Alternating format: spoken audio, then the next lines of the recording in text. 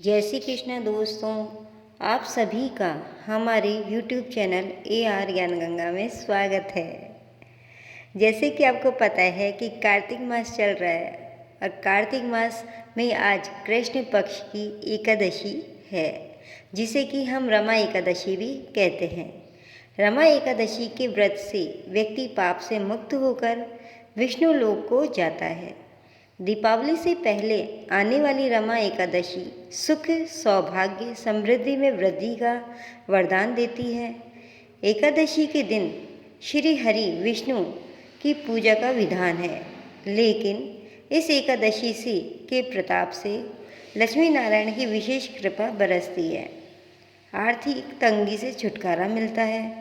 रमा एकादशी का व्रत कथा के बगैर अधूरा माना जाता है। इस साल रमा एकादशी 9 नवंबर 2023 गुरुवार को है।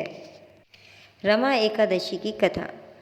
भगवान कृष्ण बोले, हे युधिष्ठिर, कार्तिक मास के कृष्ण पक्ष की एकादशी का नाम रमा है। इसके महात्म की कथा ऐसे है। एक मुचकुंद नामक राजा सत्यवादी और विष्णु जी का भक्त था।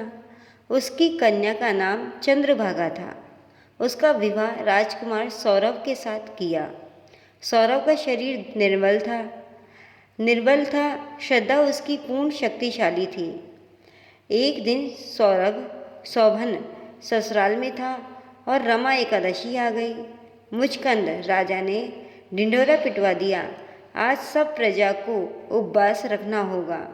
हाथी, घोड़े, ऊंट इत्यादि पशुओं को भी अन्न मत देना। राजकुमार शोभन मुनादी सुनकर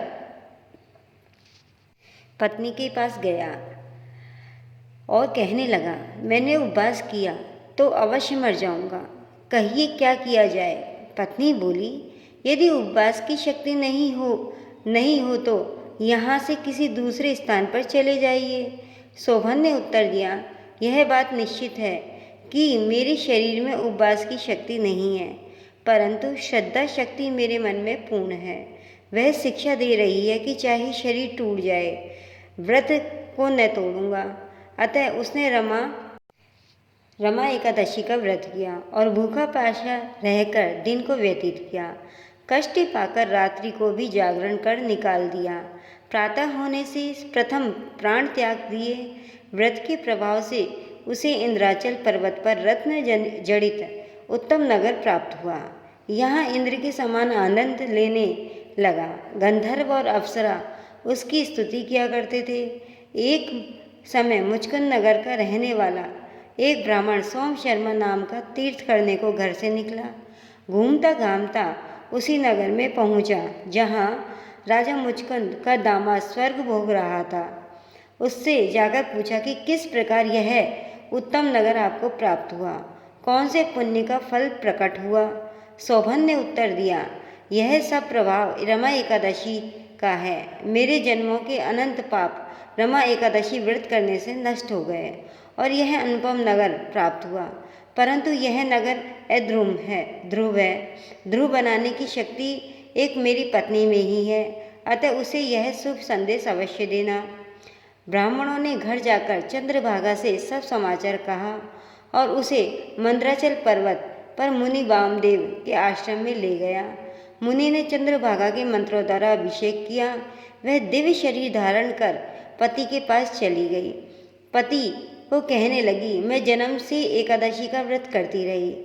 उसके प्रभाव से तेरा अनुपम नगर ध्रुव लोक के समान अचल रहेगा। इस महात्म की कथा सुनने से भी विष्णु लोक मिलता है। इस प्रकार रमा एकादशी व्रत की कथा है। आप भी रमा एकादशी व्रत की कथा सुनिए, उसका लाभ उठाइए और पुण्य प्राप्ति करिए। जय श्री कृष्ण दोस्तों, और हमारे चैनल को सब्सक्राइब जरूर करें। जय श्री कृष्ण दोस्तों, आप सभी का हमारे YouTube चैनल AR ज्ञान गंगा में स्वागत है। जैसे कि आपको